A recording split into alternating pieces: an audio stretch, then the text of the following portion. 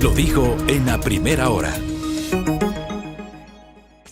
Hace pocos días, el 5 de septiembre, la colega periodista Carol Noroña publicó un reportaje muy interesante y revelador en el portal GK, que daba cuenta del asesinato de una lideresa transgénero afroecuatoriana en la ciudad de Ambato, provincia de Tungurahua, el asesinato de Jennifer Martínez.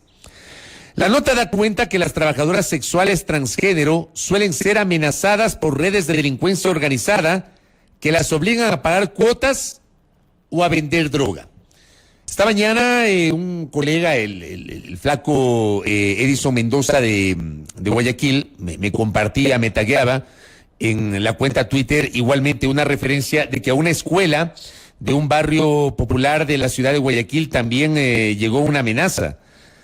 Decía Edison Mendoza, escuela de Nueva Prosperina al noroeste de Guayaquil habría sido amenazada por bandas delictivas con pago de vacunas.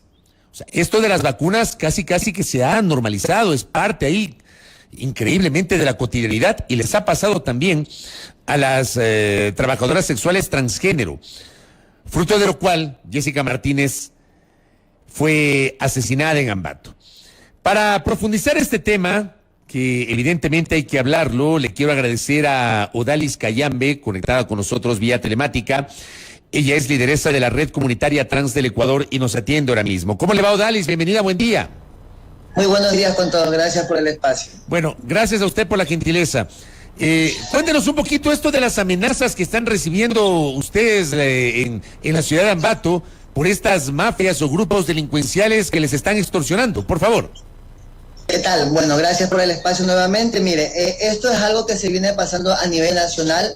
Jessica solamente es una referencia a lo que se ha venido denunciando como trabajadoras sexuales desde 2020, ya que esto ha venido siguiendo desde la ciudad de Guayaquil, Quito, Cuenca, y con un final trágico que ha sido Jessica, ¿no? Desde acá de Guayaquil, acompañada de lideresas transexuales, mucho más allá de lo que ya se ve en el medio tradicional de las vacunas, que se está volviendo algo común dentro de nuestro espacio como mujeres trabajadoras sexuales, al cual nos obligan a pagar un semanal de $30, una entrada de $500 y con un fin de mensual de $300. Todo esto se ha venido denunciando desde 2020, desde los espacios de calle, mujeres trabajadoras sexuales cansadas de toda esta violencia que se viene practicando hacia nosotras. Jessica hace 7 meses ya vino pasando esto en Ambato. Nosotras como red comunitaria trans trabajamos a nivel nacional desde territorio, lo cual Jessica también desde Ambato, desde allá lo vino denunciando, lo cual no se prestó la voz, no se prestó la ayuda y tampoco se visibilizó la violencia que estamos viviendo en la actualidad todavía las mujeres trans que ejercemos el trabajo sexual en calle. O sea, $300 mensuales tienen ustedes que pagar. Claro, o sea, desde inicio te hacen pagar una cuota de entrada de $500 a $300.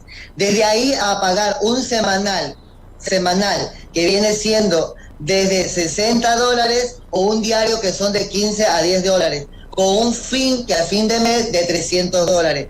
Esto se viene viviendo ahora en la actualidad, esta forma de amedrentación, de acoso hacia nosotras, a lo cual si no pagamos somos golpeadas, somos torturadas de una u otra forma, obligadas a trabajar, lo cual a muchas por incidir obligadamente porque tenemos que vivir, lamentablemente como mujeres trans no tenemos muchas oportunidades a enrumbarnos a un ámbito laboral pleno y con derecho. Entonces el trabajo sexual es una de las vías que hemos tenido de la autogestión propia, ¿no? Que es la peluquería y el trabajo sexual. Ahora ninguno de estos dos medios son permitidos porque las peluquerías está pasando lo mismo, las trabajadoras sexuales, lo cual no tenemos toda la misma oportunidad y no existe el dinero para pagar estas cuotas.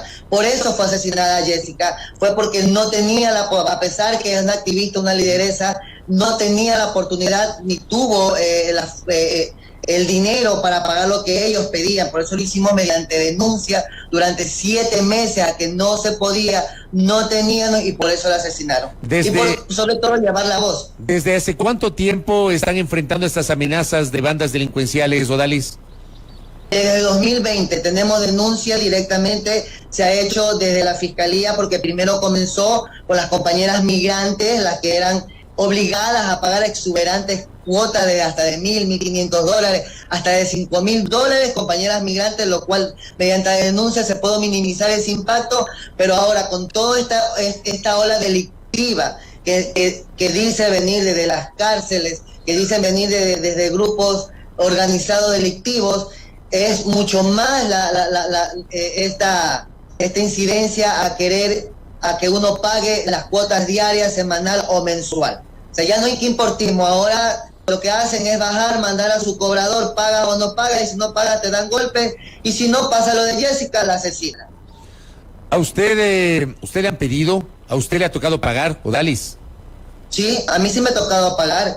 Como yo lo expresé en un momento, lamentablemente, a pesar que el trabajo sexual en Ecuador no es penalizado, existe toda una garantía de trabajo, de acciones laborales, pero hacia nosotras no lo existe. Lo cual tampoco existe una ayuda y tampoco existe ningún sistema de protección para víctimas, para familiares, para mujeres trans, víctimas de violencia y sobre todo la que estamos viviendo. Soy la única voz que ha tocado y está al frente de todo esto, a lo que yo, como lo he dicho, tengo familia, como lideresa, llevo un grupo de personas, como ser la creadora del primer espacio de acogida para personas víctimas de violencia, me debo un grupo de personas, entonces me tocó pagar para poder ahora estar hablando desde aquí estos puntos, obviamente.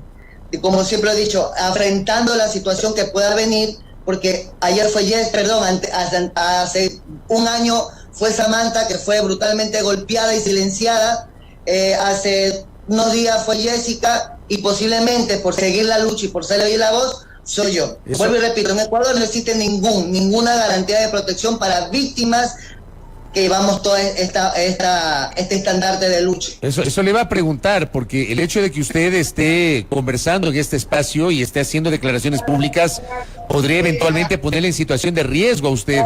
¿Usted ha presentado alguna denuncia? ¿Ustedes como comunidad han presentado alguna denuncia a las autoridades? Lamentablemente, como lo dijimos al momento, desde 2020 no se ha prestado ninguna atención. Hemos leído que se está guindando la responsabilidad directamente al Estado judicial, pero aquí se está desguindando la responsabilidad de los grupos de derechos humanos, que ya vienen sabiendo directamente de nuestras propias voces, mediante comunicados, mediante denuncias, porque hay denuncias mediante fiscalía, mediante incidencias de evidencia que se hace registro mediante redes sociales. Se ha ignorado que a nosotras nos están haciendo vivir toda una idea de violencia. Es por eso nosotros como Red Comunitaria Trans estamos pidiendo una acción de protección, sobre todo para mi persona y para las personas que seguimos todavía en la lucha en este proceso, a que cambie una realidad en calle, que exista una normalidad, a que exista una regularización en trabajadoras sexuales, y con esto poder evidenciar la realidad y la violencia, y sobre todo poder separar las buenas y malas, porque también existen compañeras malas. Al no estar regularizadas no podemos identificar y no podemos succionar esa problemática que también existen en calle. Pero en la actualidad nosotras como trabajadoras sexuales, como personas víctimas de todos estos procesos,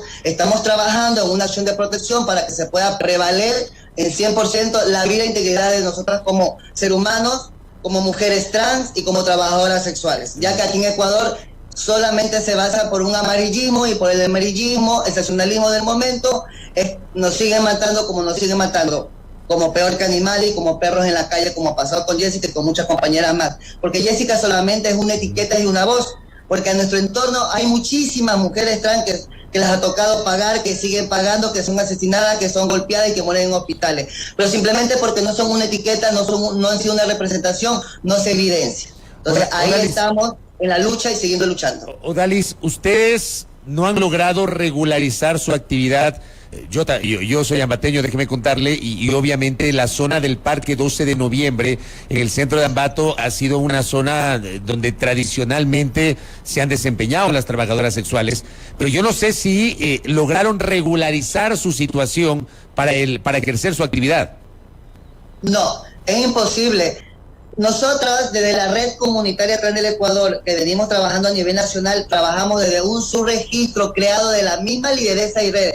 Hay que recordar que en Ecuador no existe un registro de identidad de personas trans, no existe, lo cual no se puede identificar desde ahí el proceso de vida de las personas que ejercen el trabajo sexual. Pero de su registro que nosotros tenemos, podemos evidenciar que en la ciudad de Guayaquil perdón, que existe un eje en el tema de trabajo sexual, lo cual son las ciudades que más se migra, porque también existe una realidad que es la migración interna en nosotras, porque muchas basada a la pobreza, a la miseria que vivimos en otros espacios, salimos a las capitales a eso, a buscar un espacio laboral, lo cual no encontramos, y el único camino es el trabajo sexual. En Guayaquil tenemos 195 mujeres que ya tenemos identificadas, obviamente no regularizadas. En Ambato estaban en un proceso de 40 mujeres trans ejerciendo el trabajo sexual. En Quito, 60 mujeres trans en el tema igualmente no regularizadas, porque hay que recordar que son transitorias por el miedo, por el frío, huyen muchísimo de su entorno. Y en Cuenca, que es sumamente difícil, porque usted lo dijo al principio, Cuenca es un espacio donde está totalmente cerrado desde el tema del liderazgo por mafias, por grupos delictivos, lo cual ahí es muy difícil trabajar desde una regularización, desde una convicción propia. Entonces ahí lo que tenemos son de 20 compañeras, igualmente de la forma no regularizada y entorno.